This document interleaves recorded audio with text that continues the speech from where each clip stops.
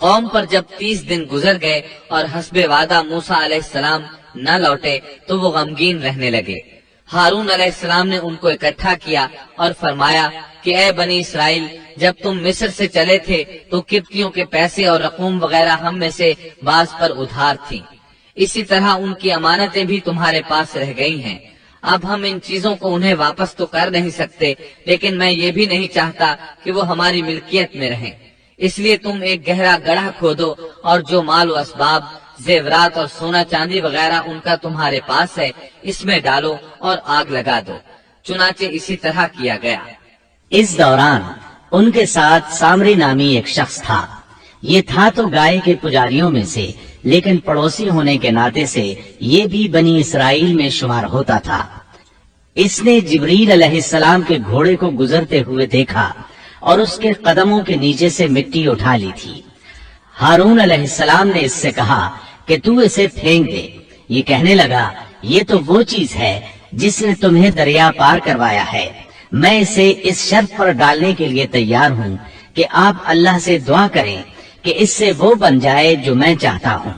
ہارون علیہ السلام نے دعا کی تو قدرت الہی سے اس گڑھے میں جو تھا وہ ایسے بچڑے کی صورت اختیار کر گیا جو اندر سے کھوکھلا تھا۔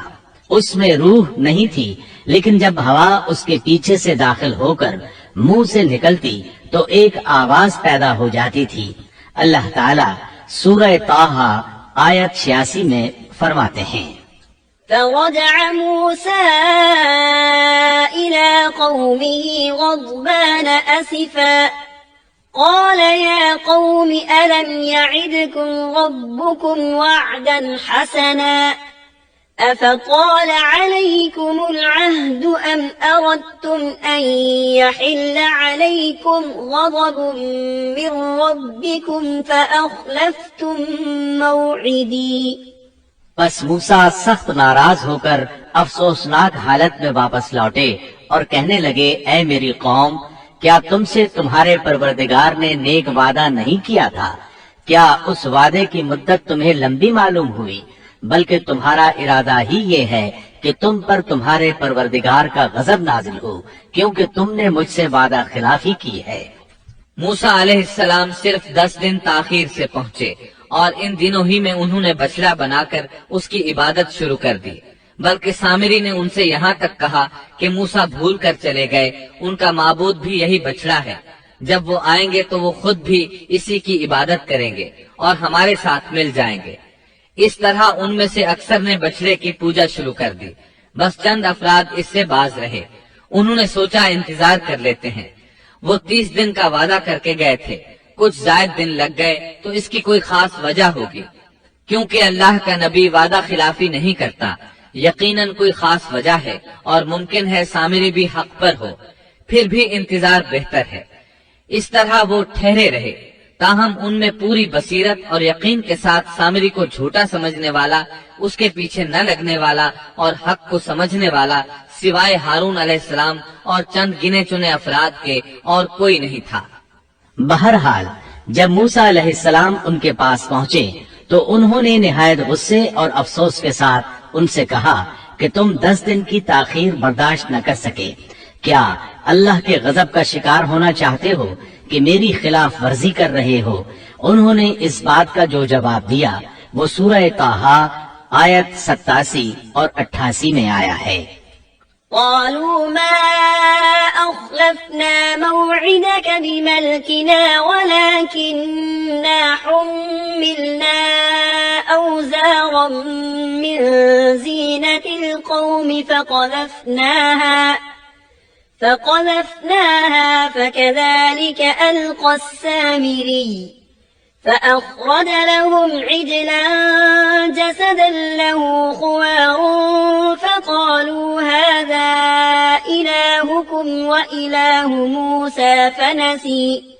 کہنے لگے کہ ہم نے اپنے اختیار سے آپ کے ساتھ وعدے کا خلاف نہیں کیا، بلکہ ہم پر قوم کے جو زیورات لاد دیے گئے تھے ان کو ہم نے ڈال دیا، اور اسی طرح سامری نے بھی ڈال دیے۔ پھر اس نے لوگوں کے لیے ایک بچڑا نکال کھڑا کیا، یعنی بچڑے کا بت بنا ڈالا، اس میں سے گائے جیسی آواز بھی تھی. پھر کہنے لگے کہ یہی تمہارا بھی معبود ہے اور موسیٰ کا بھی، لیکن موسیٰ بھول گئے ہیں. اللہ تعالیٰ اس موقع پر بچڑے کے بارے میں فرماتے ہیں، أفلا يرون ألا يرجع إليهم قولا ولا يملك لهم ضرا ولا نفعا. کیا یہ گمراہ لوگ یہ بھی نہیں دیکھتے کہ وہ تو ان کی بات کا جواب بھی نہیں دے سکتا اور نہ ان کے کسی برے بھلے کا اختیار رکھتا ہے. اللہ تعالیٰ فرماتے ہیں کہ ان لوگوں نے کس قدر بے وقوفی کا کام کیا ہے. وہ بچڑا جو ان کی باتوں کا جواب تک نہیں دے سکتا تھا اور کسی قسم کے نفع اور نقصان کا اختیار نہیں رکھتا تھا، وہ صرف اس کی آواز سن کر اس کی پوجا پر بضد ہو گئے. ہارون علیہ السلام ان کو روکتے رہے اور اللہ کی طرف دعوت دیتے رہے، لیکن اس کے باوجود وہ بچڑا پرستی پر اصرار کرتے رہے. اللہ تعالیٰ فرماتے ہیں، وَلَقَدْ قَالَ لَهُمْ هَارُونُ مِنْ قَبْلُ يَا قَوْمِ إِنَّمَا فُتِنْتُمْ بِهِ وَإِنَّ رَبَّكُمُ الرَّحْمَنُ فَاتَّبِعُونِي وَأَطِيعُوا أَمْرِي. قالوا لن نبرح عليه عاكفين حتى يرجع إلينا موسى. اور ہارون نے ان سے پہلے ہی کہہ دیا تھا کہ اے میری قوم، اس بچڑے سے تو صرف تمہاری آزمائش کی گئی ہے، تمہارا حقیقی پروردگار تو اللہ رحمان ہی ہے، لہٰذا تم سب میری پیروی کرو اور میری بات مانتے چلے جاؤ. انہوں نے جواب دیا کہ موسیٰ کی واپسی تک تو ہم اسی کے مجاور بنے بیٹھے رہیں گے.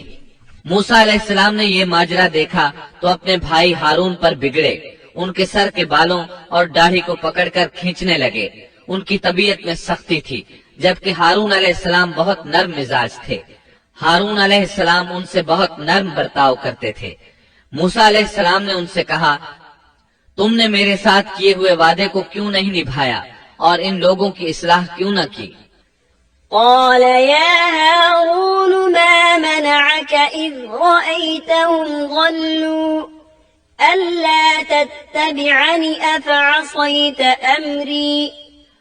کہنے لگے اے ہارون، انہیں گمراہ ہوتا ہوا دیکھتے ہوئے تجھے کس چیز نے روکا تھا کہ تو میرے پیچھے نہ آیا؟ کیا تو بھی میرے فرمان کا نافرمان بن بیٹھا؟ ہارون علیہ السلام نے اپنے بھائی کے ان سخت الفاظ کا جواب بہت ہی نرم انداز میں دیا. قال يا ابن أم لا تأخذ بلحيتي ولا برأسي إني خشيت أن تقول فرقت بين بني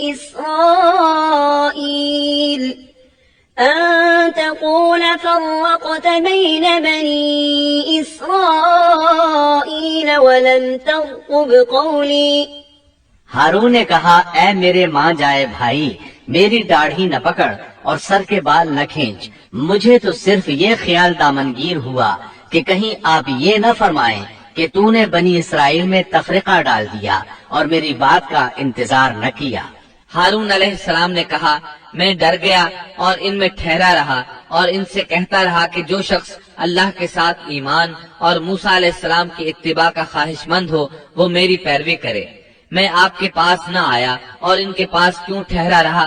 صرف اس لیے کہ اگر میں آپ کے پاس آتا تو بنی اسرائیل دو فرقوں میں بٹ جاتے.